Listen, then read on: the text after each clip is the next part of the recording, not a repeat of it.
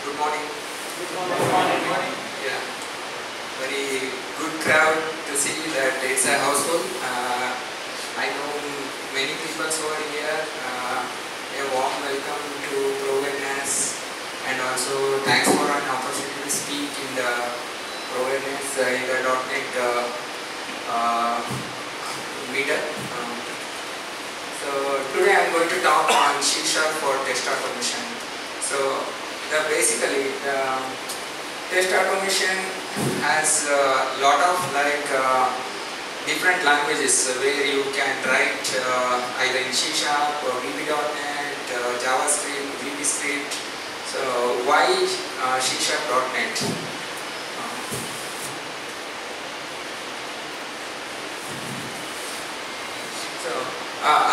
By the way, I'm Shrinathacharya and I work as a principal engineer, and I also manage automation team.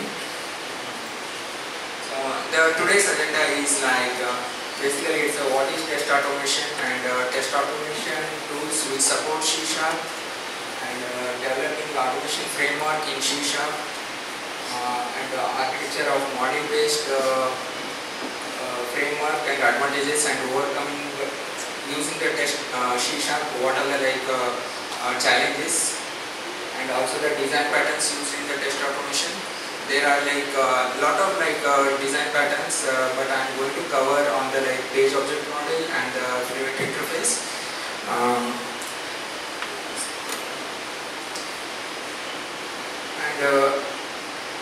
I want to ask what is test automation? Just what's your view on the test automation?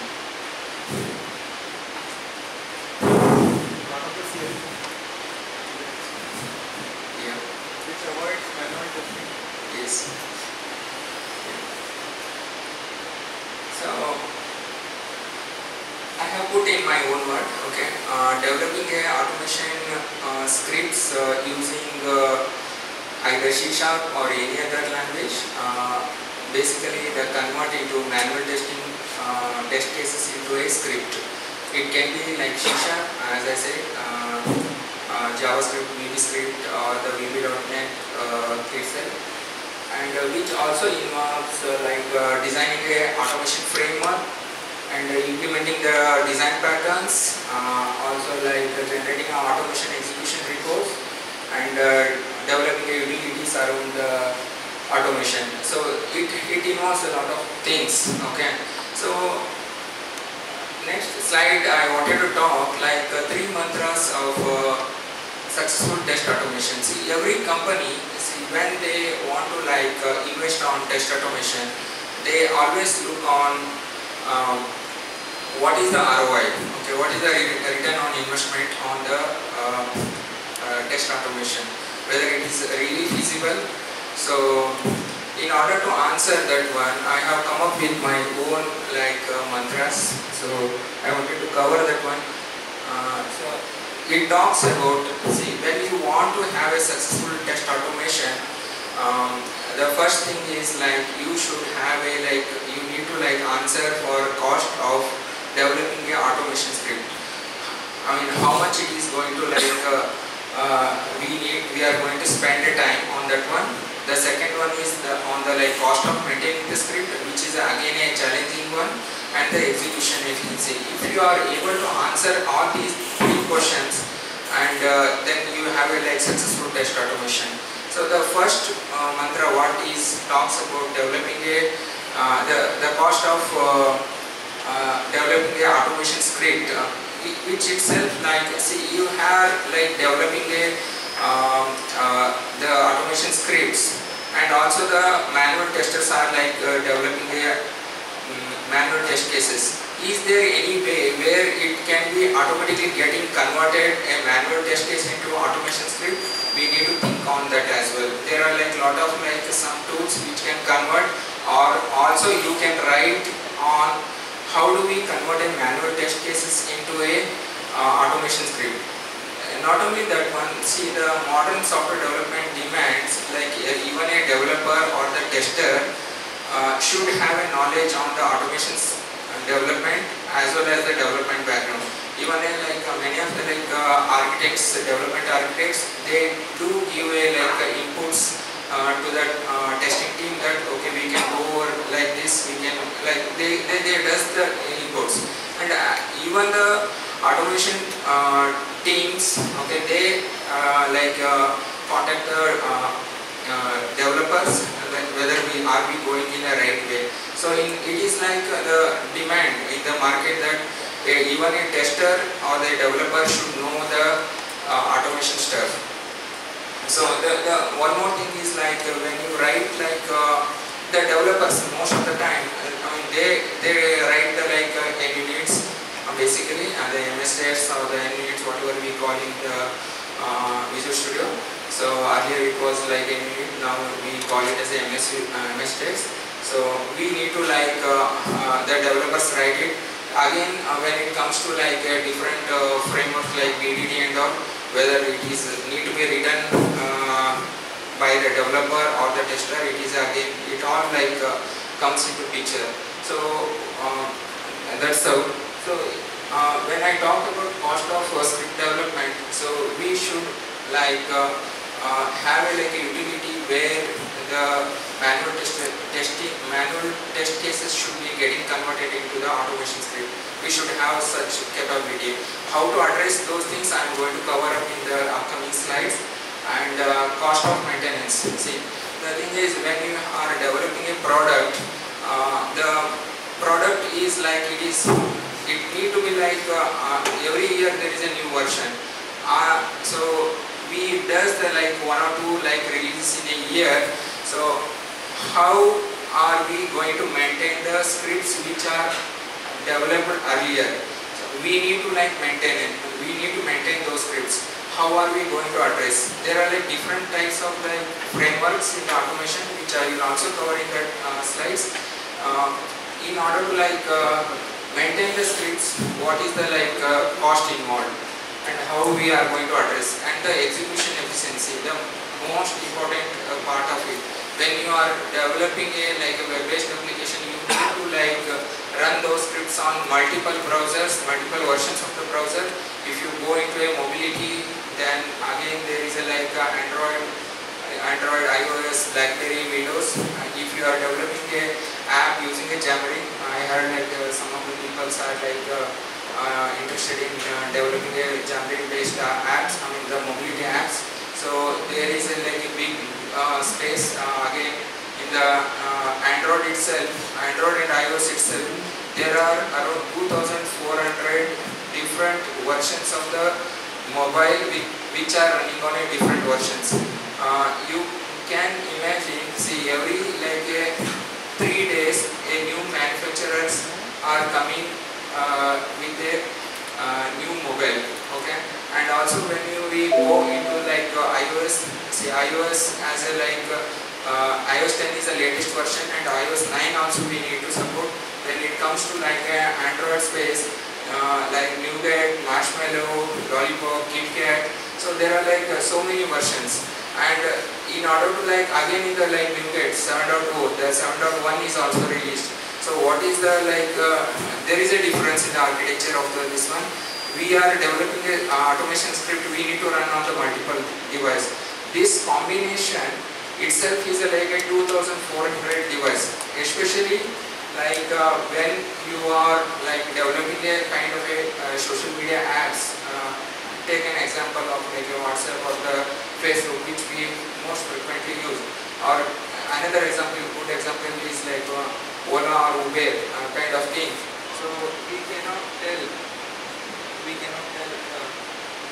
Just write it in your head and it reduces the. Hello. Now let's put it on your ear, then it reduces the.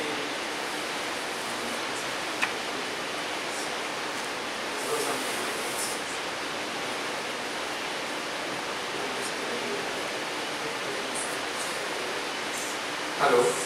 Yeah. So when it comes to like apps like Uber and Ola, so we need to like we cannot say that we cannot support a older version. That entire fragmentation is a big fragmentation. So that's what I was saying. just 6 months back it was around like 2000 plus versions. Now within a like over a period of like 4 to 6 months, now it is 2400. And in order to like address, when we develop a script, we need to execute on all the like versions. So my next slide talks about what are the like tools where which support the C#. Why I'm like explaining about the C# is like it is an object-oriented programming where we can achieve whatever we wanted. Even we go with like the tools like unified what we call. So in this one, we write the scripts on the like VB script, but we can also write the like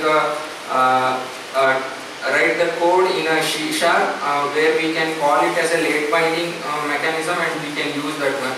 The tools which are like popularly used are CodeDY, which is from the Microsoft, and the Renorex. Renorex is also like it only supports with the C#, which is like popular in the Europe, and Telerix Test Studio, Test Complete. Selenium is the most commonly used tool in the testing, automation testing, which supports from the like various languages. The Selenium and Java goes hand in hand, but many people also like using the C# as a code for that one. So next slide about the frameworks. There are like different frameworks. One is like keyword-driven framework, and the data-driven framework, hybrid testing framework, and model-based framework, and the behavior BDD we call framework. So the thing is, we need to like come up to the like what exactly the framework we need to use for the test automation. If you have like a smaller like a app and it's only for a shorter duration, you can go with a keyword-driven framework or the hybrid framework. But you are developing a like enterprise level framework, enterprise level application, then you need to go for a like a model-based framework. I will talk about that one in the next slide. And also BPD is another like where you can validate the functional validation, functional set of validations. So the architecture of the model-based framework looks like this. How it is being done is you have a like application under test, then the framework, then the automation script. The framework finally gives the execution reports or the utilities around that one, logging mechanism. Then the automation scripts, what it does is like you have a repositories. So those repositories you have to like divide into modules, and modules are again divided into a different pages with a reusable like methods. Write all the reusable methods in a page. So this is again linked to the page object pattern that I will take in the next slide. See why like model-based framework. See, the model-based framework is a purely script development. There is nothing like you need to like I think people know like the automation in the sense they write in a like a kind of a Excel where they map the actions versus this one. This is completely where you are going to write your script in the C# or any other language. So modules are like, say you have a like logging and you have an order. So all the like pages related to each module, you put it into the particular module and divide into the pages. So then in the pages,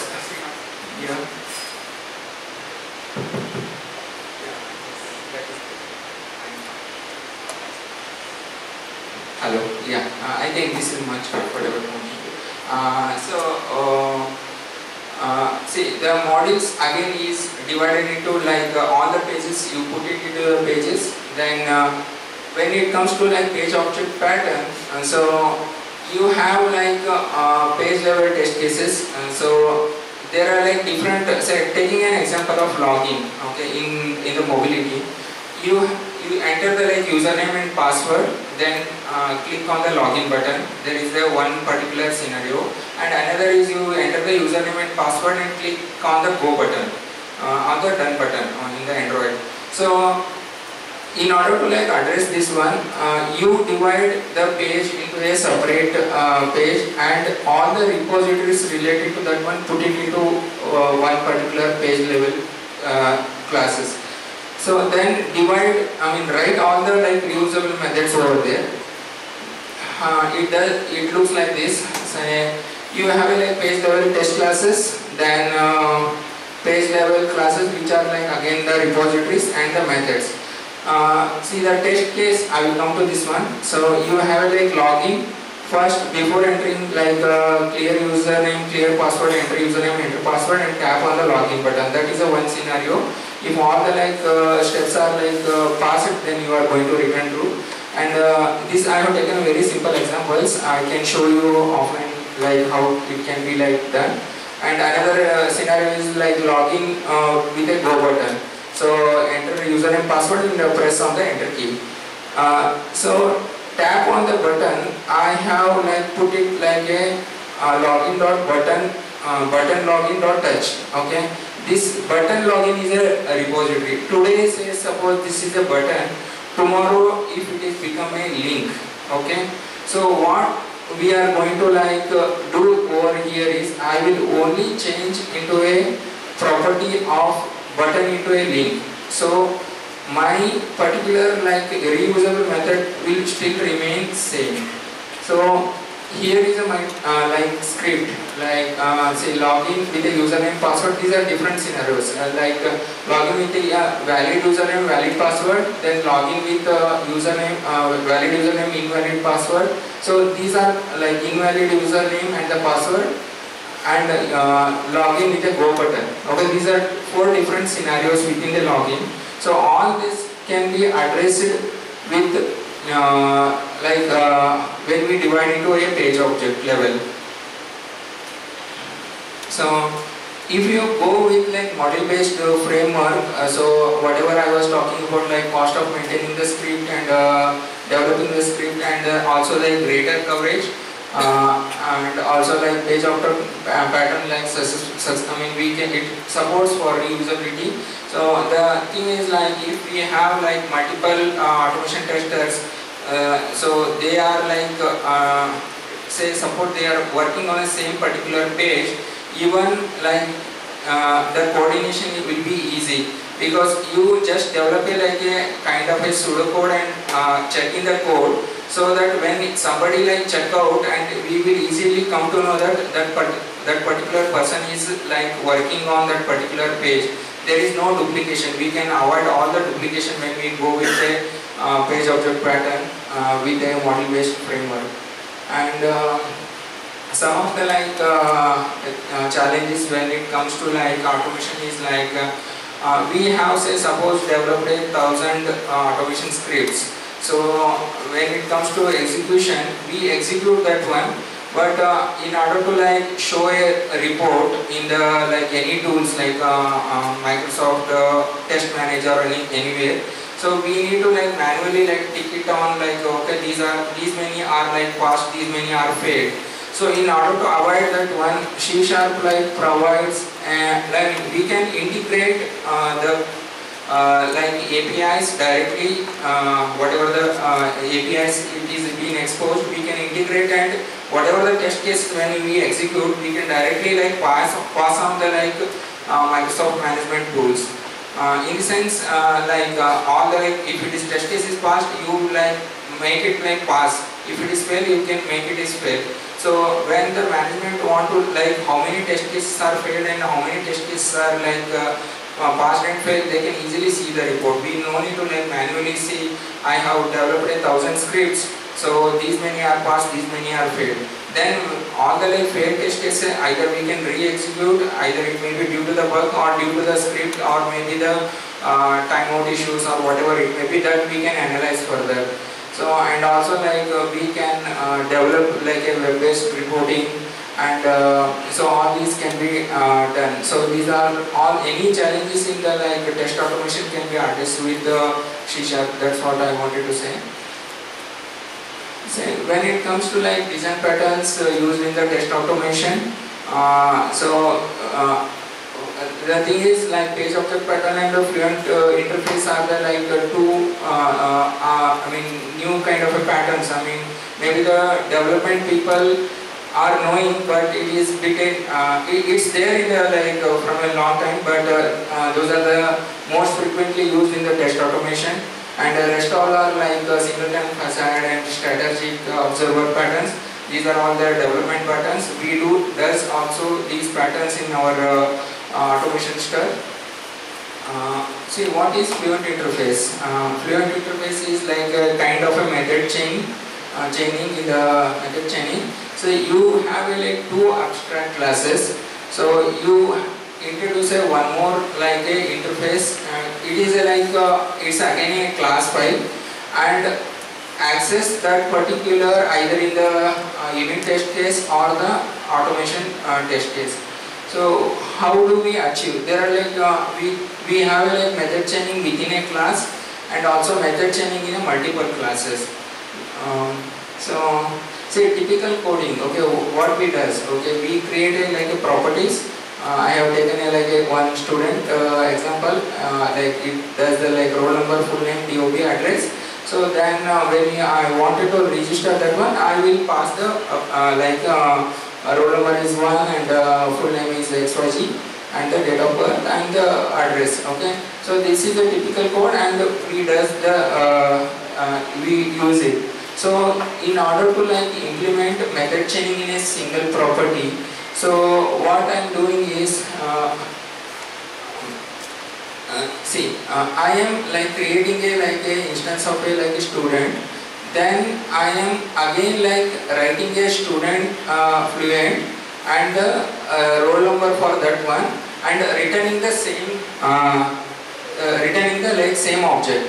So like that, it's an extra class for each of the properties. So when it comes to like unit testing or in the automation testing, what I does is I like create a object for student fluent, and then I will able to access each of the method by just like clicking on a dot. So what it does is like roll number dot, I just pass the parameter and the full name and date of birth and complete address. So there is another like somewhere in the other method, I just wanted to like use the roll number and the full name. At that time I am able to like access both the like properties, just putting a like dot. In this way I am like fluently able to access it. So that's what I wanted to cover in this one. So there are like multiple scenarios I wanted to like cover. In the typical programming, what happens is the register will have like all the 4 properties, but in this one I can achieve by putting into a like whatever like properties or the methods whatever I write it, I can able to like navigate into that one. And next slide, say I have like 2 classes. Class 1 is like login class, and class 2 is a student class. So login talks about like username password, and login with username and password. Either you can tap it, so we can extend that one. I have just taken a small example over here. Then the roll number. So in this one, the roll number should be always greater than 1 and greater than 0. So you can write whatever the like logics implementation on this side in here. So what we are going to do is we are going to like put another interface for this particular classes. I mean 2 classes. So I am going to have another class called a fluent. In this one I am instantiating both the like classes, login and student. Then the fluent login is a new method which is again calling the login with and passing username password. Then another method called a register. Okay, again that is like a fluent. I am passing all the 4 parameters. Then when it comes to like unit testing and or the automation testing, what it does is I am able to access like login and the register both the methods of a different classes into a into a one particular method. So in this way, like I can just check, okay, login is also successful, and then also I am able to like register. I can set whatever I wanted. So even I am able to, like, if I extend further, like, okay, fluent.roll number is always greater than that 0, so I am able to achieve that as well. So that's how, like, fluent interface come into picture. So, any doubts in like fluent interface and page object?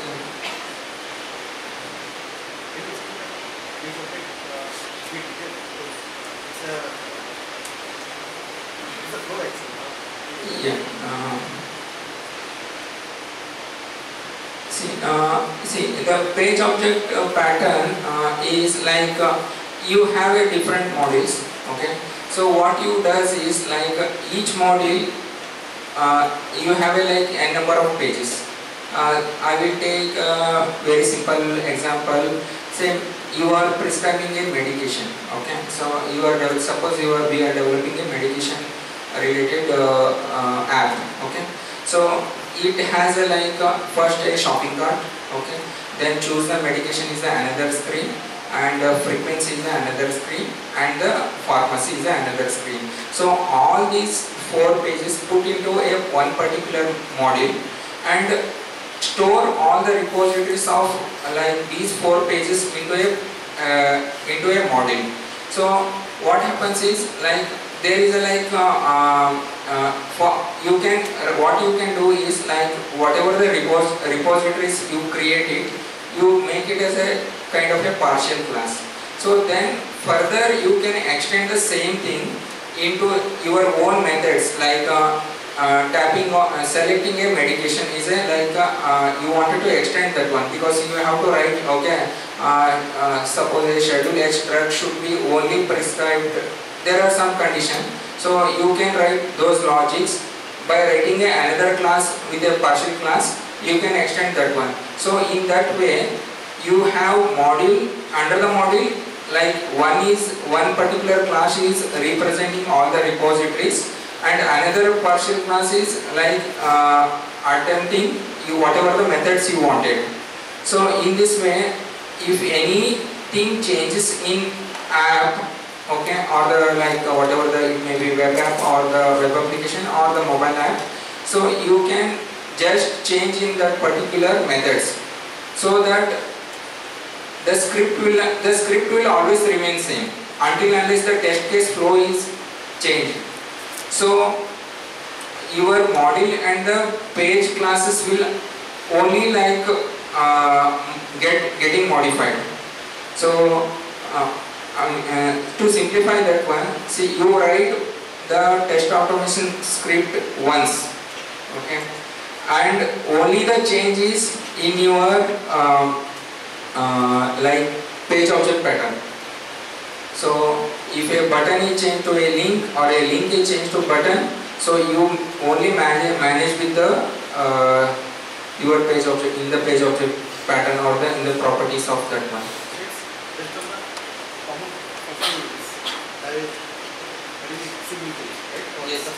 Yes, yeah. So the flow will be always like remain same in the script, always remain the same until unless your workflow flow changes, but your like only you manage the repository and the methods in that one.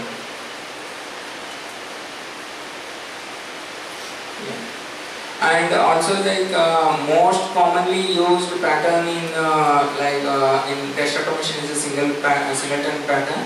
So everywhere, if you see, I have put like a login into dot instance. Okay, you instantiate the like particular class once, and you can use that one. See, it does not take a memory. Say what happens is, in automation stuff, you just run it, okay, once, okay, you don't hold the like memory whenever it is like running. Once it is being execution is over, it is like it is being completed. So it does not affect like memory management of your like CPU or anything. So singleton is like most commonly used in automation. Yeah. So that's what the advantages of like using a fluent pattern is, like it can be accessed like just putting it out and used with any unit in the automation testing, and reusability and simple to like read as well. So if you go over here like fluent dot like login, it shows like you can just pass the parameter, and then you can also like call another class method directly over here. So register and pass whatever required parameter. So it's an like a extra class or the kind of an interface which can be like used over here. I have a demo of this one, but I will take it offline since I was unable to connect my laptop over there. If anybody is interested, so we can see that one. This is about my brief. I'm a like. I extensively work on C#. My current percentage on the technique is like 98%, and I do write the blogs. You can see on the .NET engineer.blog, and I'm also like done some of the I was a speaker on GTR and ATE meetups. Any questions?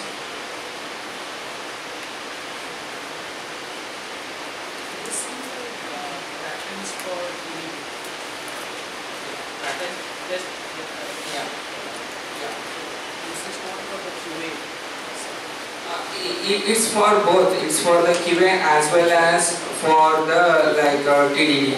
So even TDD can be easily addressed using these patterns. So you write all the test cases and let it fail first time. As the application like getting developed, you can address. So especially in case of like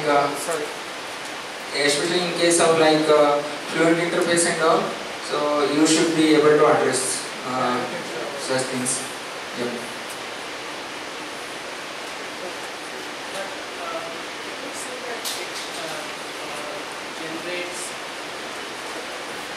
You did say that it generates scripts, automated scripts when you put in the test cases. So how does that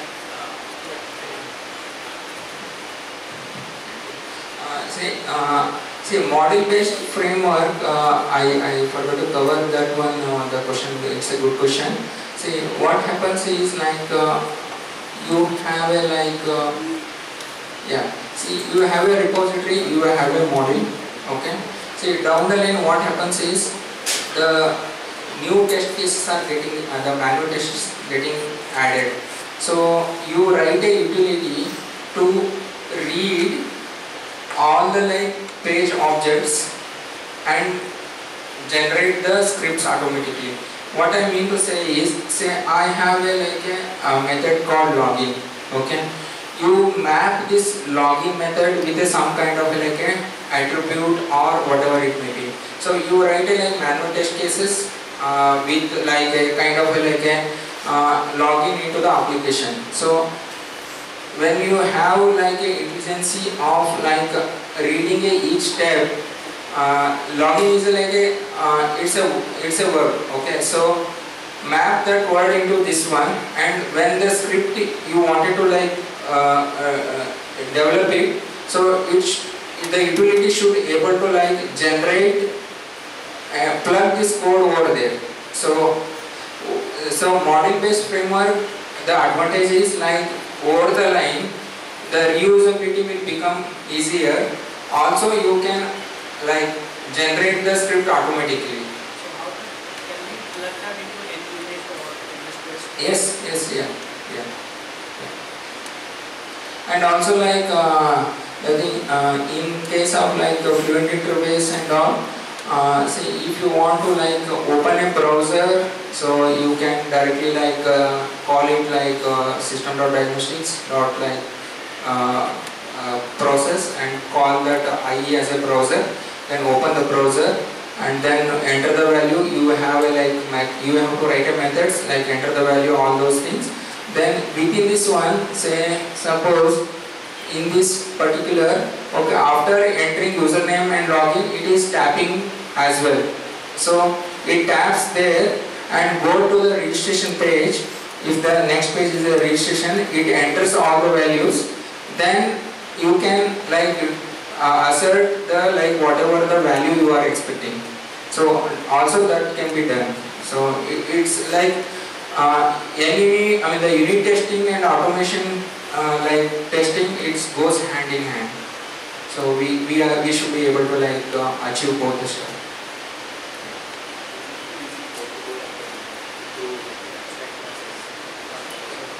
There is any new features comes, like I want to add some more test cases, like an abstract classes, like a 3, 4, right now you see that login and register is there. There are some more functions like easily portable. Yeah, it should be. Like if you have a abstract class, you can add some more and then extend that one. Yeah, it is possible.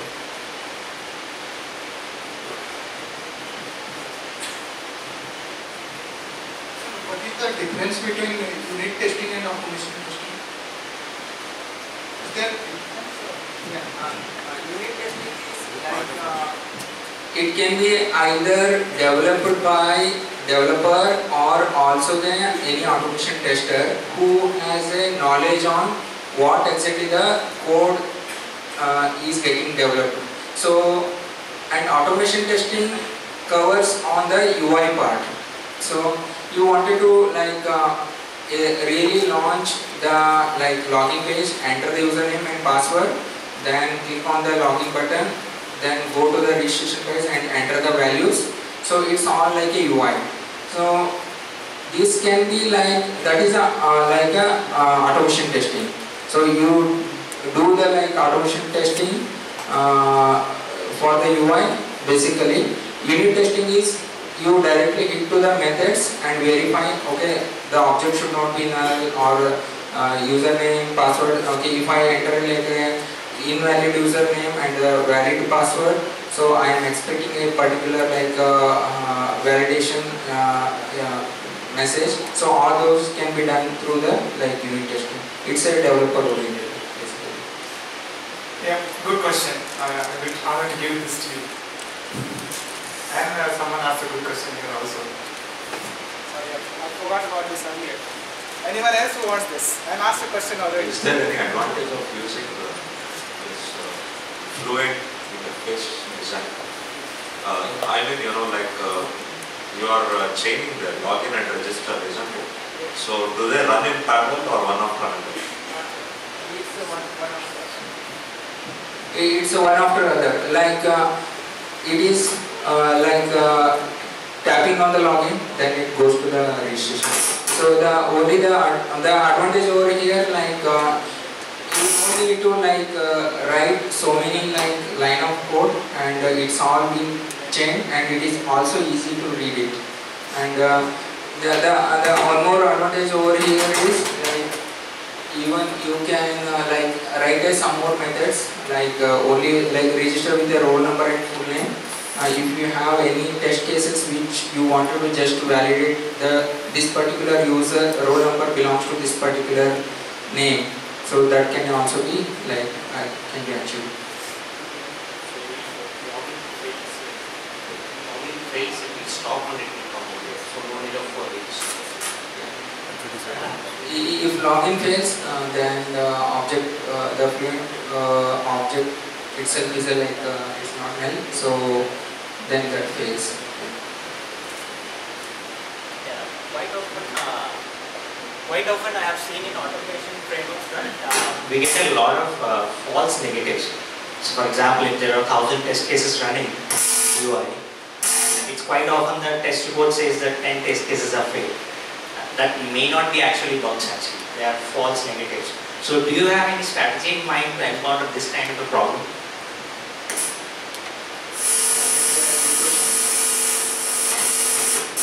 Sorry. Yeah. Yeah. The login mechanism and also the screenshot should help us. See, wherever it fails, okay, you take a screenshots, okay, it's easily like able to like validate whether it's a real failure or it's just like because of some script problem, and also like logs. These should help us to like address that one. And also you can map this kind of like failures, treat it as a like a pass it. So you can have a like another particular extended method. So whenever it fails, you in the failure like you call another method and map all these failures are like false, so that you can still like make it as a pass. And also like we are able to achieve some of the things like in the we can say we have like 1000 test cases and we are running those one, say somewhere around 700 pass and 300 failed. So all the like failed test cases auto rerun, add a new flag called auto rerun for failed test cases. It re-executes those stuffs, and you can also like put it rerun twice. Okay, because you are anyhow like running on the weekend, so let it execute and go and see on the Monday whether it's really failed, and the first time it is failed and second time it is passed. So those can be achieved.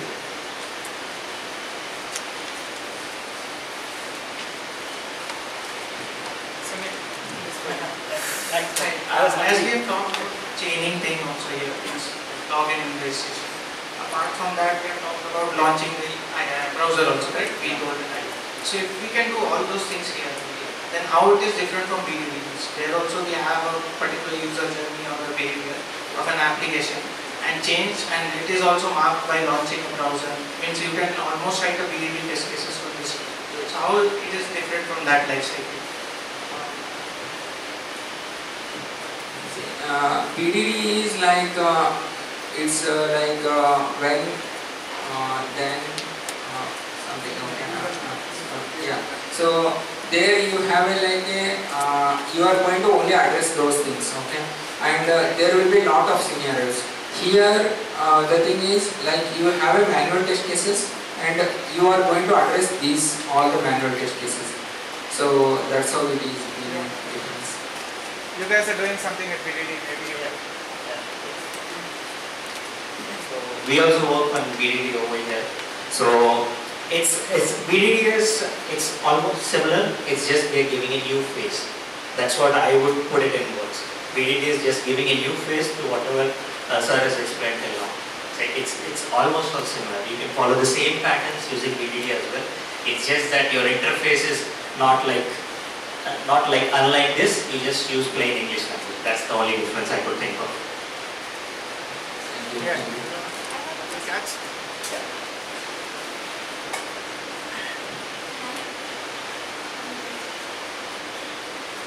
Is it possible to test, like, suppose you are selecting something and some button is getting disabled? Is it possible to test those kind of testing in the repositories? When we have a like repositories, so repositories also like hold the entire property of a particular object. See, page object repository, what I say login is one button, so that button have all the properties, even like where exactly it is being placed. So it's like enabled, disabled, so that can also be like easily achievable. So that kind of validations are most commonly used in test automation.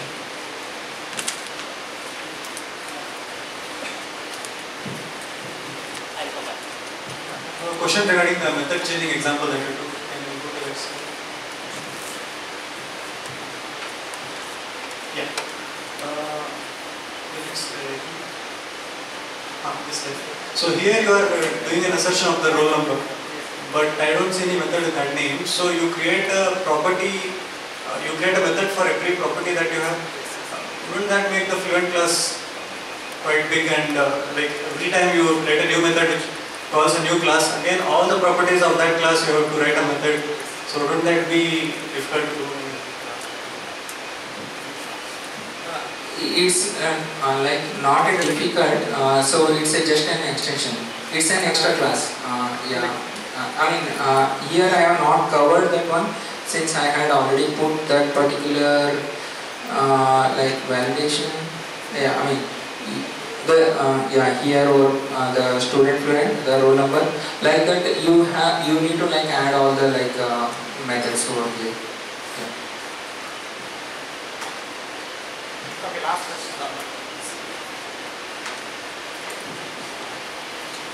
So, how does automation, first of all, my question is, can we automate a SaaS product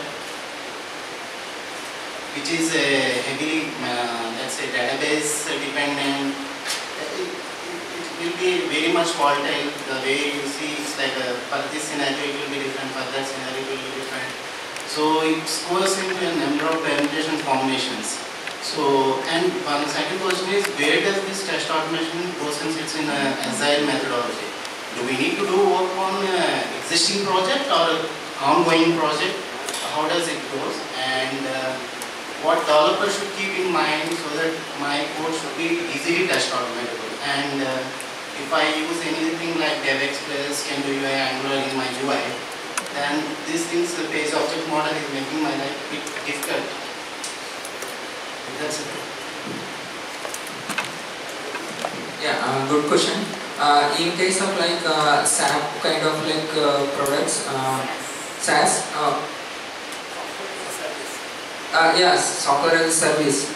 Yeah, this also can be addressed. See, the thing is like most of the time you are going to test that kind of application through web service. So you only like write all the unit testing in order to address that one.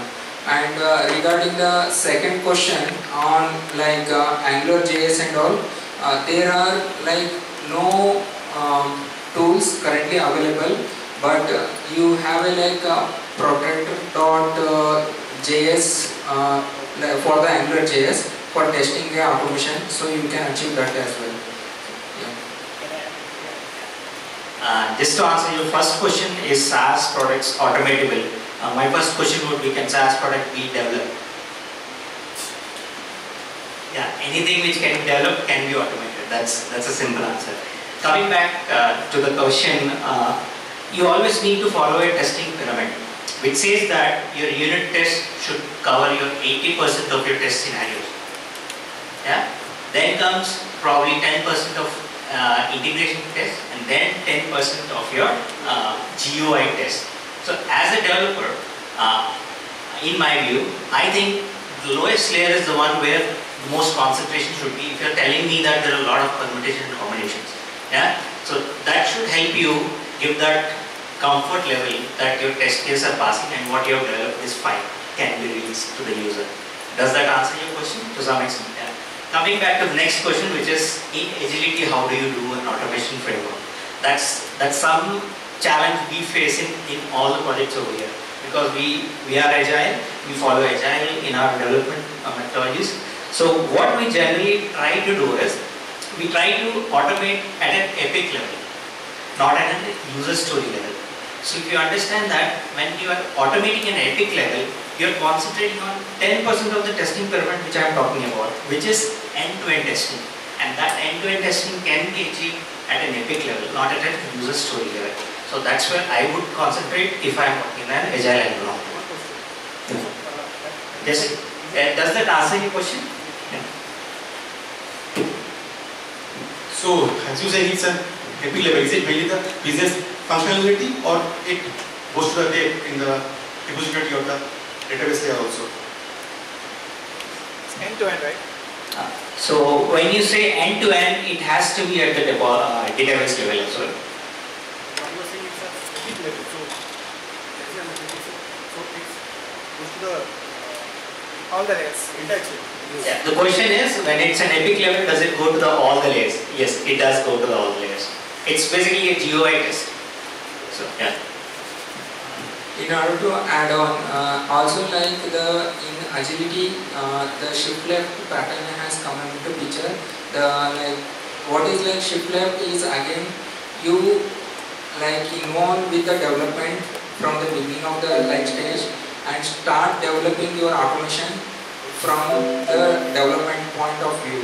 So the shift left approach is like working towards each sprint and write all the like upfront like methods and scripts, whatever is being able to achieve.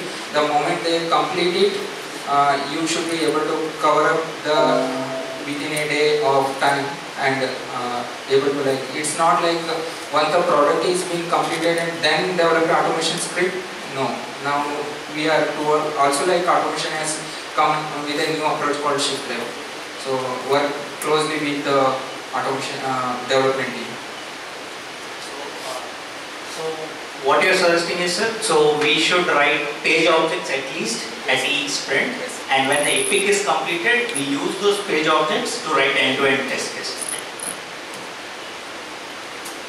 Okay, thank you. If any question, we can take offline. Thank you.